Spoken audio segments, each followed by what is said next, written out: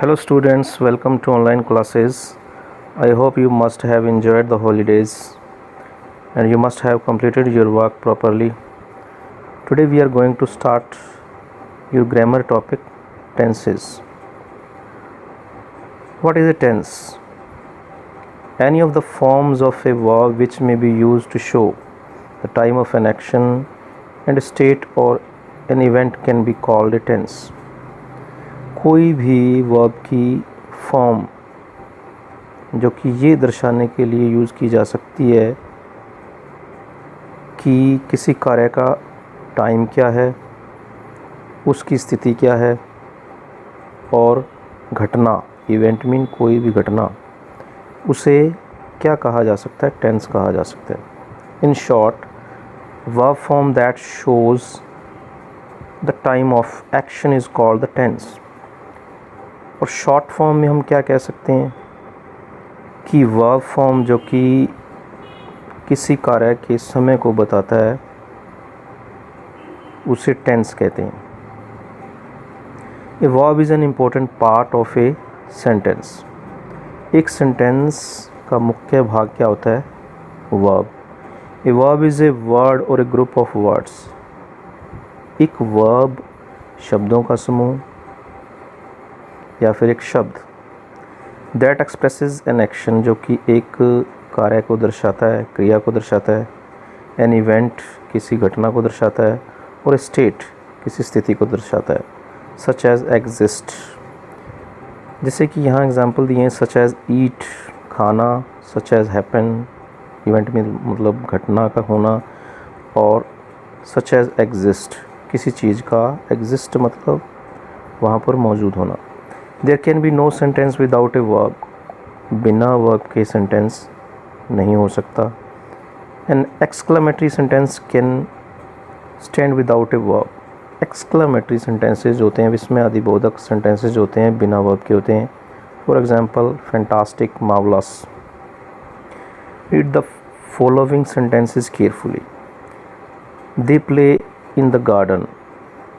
They played a football match yesterday. They will play a hockey match tomorrow. अब यहाँ पे तीनों tenses हैं, प्रेजेंट है, पास्ट है, फ्यूचर है. In sentence A, the verb play refers to the action taking place in the present time. तो वही चीज़ यहाँ बताई गई है कि प्ले जो वर्ब है वो क्या बताता है कि जो क्रिया है वो प्रेजेंट टाइम में हो रही है.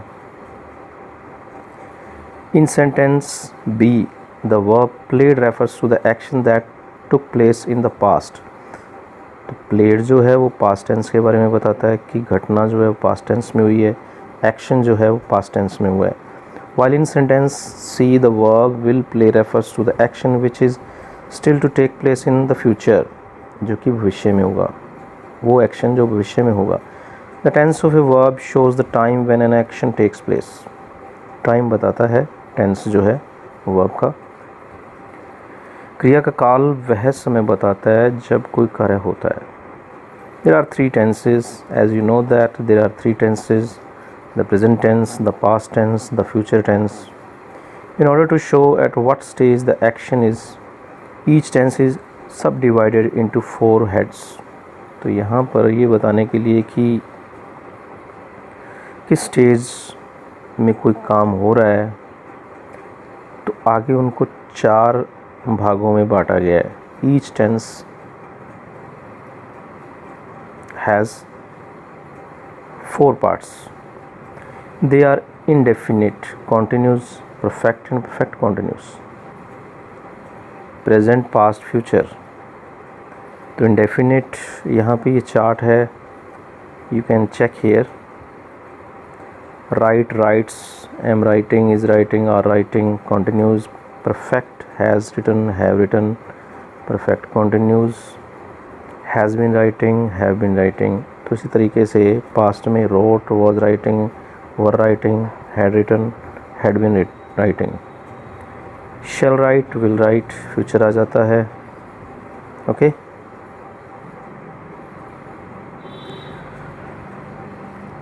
The simple present tense or the present indefinite tense. first is the simple present tense or the present indefinite. We use the simple present or the present indefinite tense to describe habitual action in the present, situations or actions that will go on indefinitely, things that happen always on a fixed time, journal statements and permanent situations. तो आप ये कर भी चुके हैं 10th class के अंदर, habitual action में होता है और इनडेफिनिट यानी कि काम निश्चित नहीं है, जो सिचुएशंस और एक्शंस ऐसी स्थितियाँ या ऐसे कार्य जो कि that will go on indefinitely, जो कि चलते जाएंगे इनडेफिनेटली मतलब अनिश्चित रूप से। Things that happen always on a fix time, जो कि चीज़ें होती रहती हैं फिक्स टाइम में, एक निश्चित समय में। जर्नल स्टेटमेंट्स, किसी भी बात को हम सामान्य तौर पर कह रहे हैं। परमानेंट सिचुएशंस, जो कि परमानेंट है, स्थायी परिस्थितियों के अंदर जो भी बोलते हैं हम।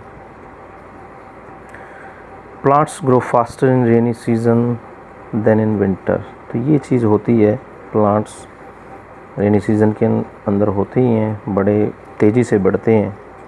आई take 10 minutes to get to office, रोज़ाना की बात है कि वो 10 मिनट लेता है ऑफिस पहुंचने के लिए। I get up at 6:30 in the morning, मैं सुबह उठता हूँ जल्दी, उसकी आदत है 6:30 बजे। तो इसकी फॉर्मेशन क्या होती है? Subject plus the infinitive. अब द इन्फिनेटिव क्या है? बिना टू के जो वर्ब होती है उसे इन्फिनेटिव कहते हैं, without to. In the simple present indefinite tense the first form of the verb is use. तो यहाँ पे फर्स्ट फॉर्म यूज़ होती है। I learn my lesson daily, you come to school late, parents love their children. तो तीनों ही sentences में learn, come, love. अब यहाँ पे there is an important thing to keep in your mind. दिमाग में रखने वाली बात क्या है? एस और E S is added to the first form of the verb when the subject is in the third person and of singular number. Singular subject हो तो वर्ब के साथ में ऐसे ई एस यूज़ होता है। अब ये ई एस की बात करें तो यहाँ नीचे दिया गया है, mark the spelling rules while adding S और ई एस। स्पेलिंग्स के अंदर एस कब जुड़ेगा और ई एस कब जुड़ेगा? तो यहाँ add E S to the first form of the verb if it ends in C H, S H, O, double S और एक्स, एज टीचेज, जैसे कि टीचेज, रशेज, गोज, पासेज और fixes. If a verb ends in Y and there is a consonant before Y, change Y into I and add es to the verb as like cry, cries, fly, flies, carry, carries, etc. But if there is a vowel before y, add only s. अगर vowel है y से पहले तो only s will be added. To all other verb add only s. बाकी सभी verbs के साथ में s यूज़ होगा, like runs, speaks, hears, etc. अब इंटेरोगेटिव फॉर्म है, do does subject plus first form of the verb plus object. Question word भी आ सकता है पहले, do does subject first form of the verb object. Do you know me, does he visit the playground daily, why does she weep. Exceptions है, which book do you read. अब यहाँ पे कुछ अपवाद भी हैं, जैसे कि विच से ये शुरू है, which book do you read. Whose scooter does she drive. तो ये जो है हुज, विच, ये इसके साथ में नाउन है, डज बाद में आया है। हु हेल्प्स यू, यहाँ पे हु जो है वो सब्जेक्ट का काम कर रहा है, यहाँ पे हेल्पिंग वर्ब नहीं है। अब नेगेटिव फॉर्म क्या होती है, सब्जेक्ट प्लस डू या does not, first form of the verb object, she does not like you, you don't understand me. Exceptions, I never tell a lie, यानी नेवर जो अपने आप में नेगेटिव है। Emphatic form, subject plus do does plus first form of the verb, he does smoke but does not confess। यहाँ पे ये meaning इसका है कि वो स्मोकिंग करता तो है लेकिन वो कन्फेस मीन स्वीकार नहीं करता, यानी करता तो है, इस चीज़ को दर्शाता है यहाँ पे डज और do. I do enjoy pictures, मैं पिक्चर्स को एंजॉय करता तो हूँ, बट ऑन संडेज, लेकिन केवल संडे वाले दिन।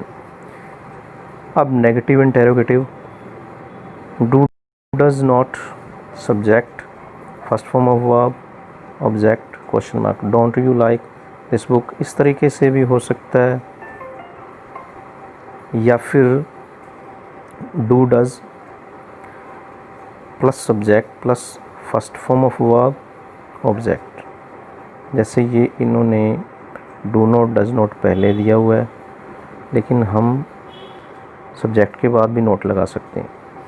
That only first form of the verb is use with do and does, do does के साथ में पहली फॉर्म ही यूज होगी हमेशा।